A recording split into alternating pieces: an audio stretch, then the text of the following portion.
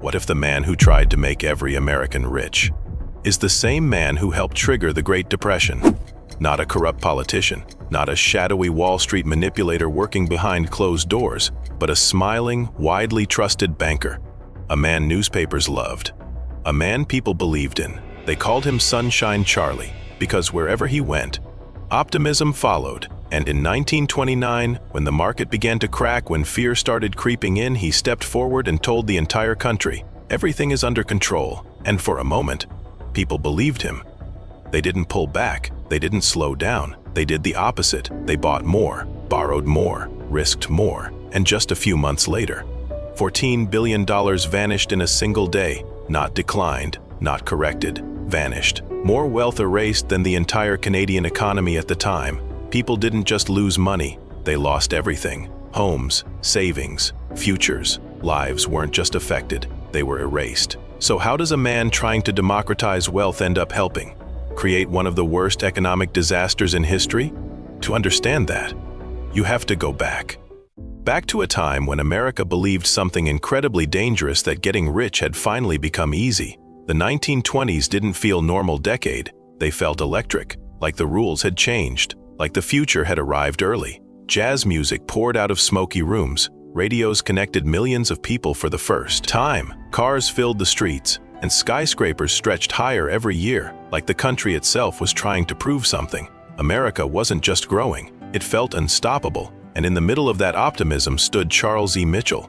He didn't come from wealth, no elite background, no polished Ivy League image, just ambition. A farmer's son who climbed his way to the very top of the financial world. By 1919, he was leading National City Bank, the most powerful bank in the United States, controlling billions in assets. And when he looked at the financial system, he saw a problem. The stock market, the greatest wealth machine in the country, was locked behind a gate. Less than 1% of Americans owned stocks. Wealth was reserved for insiders, and Mitchell hated that idea. So he asked a simple question: what if we opened the gate? Why should wealth be limited to a small group of insiders? Why not let ordinary people participate in America's growth? At first, it sounded revolutionary, and in many ways, it was. Mitchell didn't just talk about change, he built it through a company called National City Company. He brought the stock market directly into everyday life. Now, walking into a bank wasn't just about saving money anymore, it was about growing it. For the first time, ordinary people were being invited into a world that once felt impossible to enter. But Mitchell understood something even more powerful than finance. He understood psychology. This wasn't just about selling stocks, it was about selling a dream. Advertisements promised a better life. Invest a small amount regularly, and you could own a home, support your family, escape financial limits. Stories spread everywhere. A secretary turning small savings into a fortune, a worker buying a house through stock profits for the first time in history. It felt possible because for the first time it was not just for the rich, but for everyone. But then came the shift that changed everything. Mitchell introduced something that made investing feel effortless: margin. You didn't need $1,000 to invest $1,000. You only needed $100. The rest was borrowed. At first, it felt like a cheat code, and in a rising market, that felt like magic. Because when prices went up, profits didn't feel normal, they felt multiplied. A 10% gain didn't feel like 10%, it felt like transformation. And once people experienced that feeling, they didn't want to stop. More money, more borrowing, more risk. But almost no one stopped to ask the obvious question: what happens if prices fall?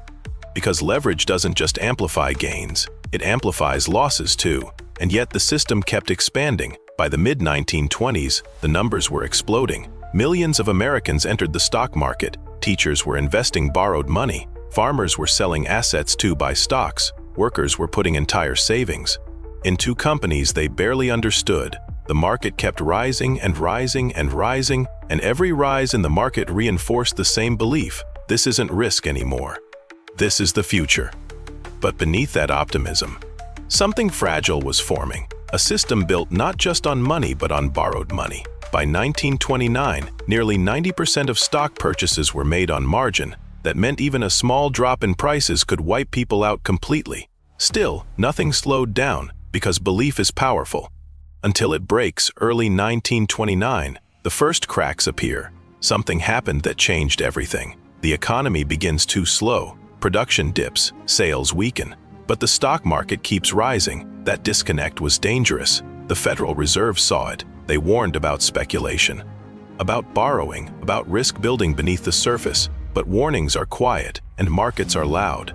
Then March arrives, the market stumbles, fear appears for the first time in years, and that's when Mitchell steps in, calm, confident, certain. He announces his bank will support the market, that there is nothing to worry about, and instantly, panic disappears, prices stabilize, then rise again, higher than ever before. But here's what most people didn't realize: that moment didn't fix the system, it made it more dangerous. Because now millions of people didn't just believe in the market, they believed something new, that the market couldn't fail, that someone would always step in, and that belief pulled millions more people in. Over 3 million new investors entered the market after that moment, not before the risk, after it had already begun. By the summer of 1929, the market wasn't just rising anymore, it was detached from reality. Stock prices no longer reflected business performance. They were driven by belief, momentum, confidence, and borrowed money. Even as the real economy began to slow, production dipped, sales weakened, the market kept climbing. From the outside, everything still looked strong, but underneath it had never been more fragile. Then October arrived, and the illusion broke. At first, selling was quiet, almost invisible. Then it spread, and then it accelerated, until suddenly, everyone was trying to exit at the same time, but there was a problem. There weren't enough buyers. Prices began to fall. That triggered margin calls, which forced more selling, which pushed prices even lower. A chain reaction, a collapse feeding itself. October 24th, Black Thursday. Panic spreads across Wall Street. Millions of shares are dumped. For a brief moment, major banks step in to stabilize prices. It works temporarily, but the damage is already done. 5 days later, October 29th, Black Tuesday, the system breaks. $14 billion disappears in hours, fortunes vanish, and 4 million of Americans. So does their future. But the real damage didn't stay on Wall Street, it spread, because the system wasn't just built on wealth, it was built on debt. And when the market collapsed, that debt didn't disappear. It moved through banks, through businesses, through entire communities. Banks began to fail. Companies shut down, unemployment surged, families lost homes, savings were wiped out. The country didn't just experience a crash, it entered something far worse, the Great Depression. And Mitchell, the man who helped build this system, became the face of its collapse, dragged into investigations, publicly blamed, his reputation destroyed, not because he wanted destruction, but because he misunderstood something critical. What happens when you give millions of people access to risk without making them understand it? And that's why this story still matters, because the pattern never really disappeared. Today, millions of people invest from their phones. Zero commissions, instant access, leverage, options, crypto. The barriers are gone just like Mitchell imagined, and once again, it feels empowering, but beneath that surface, the same questions still exist. How much of this is real value? And how much is belief? How much is stability? And how much is borrowed?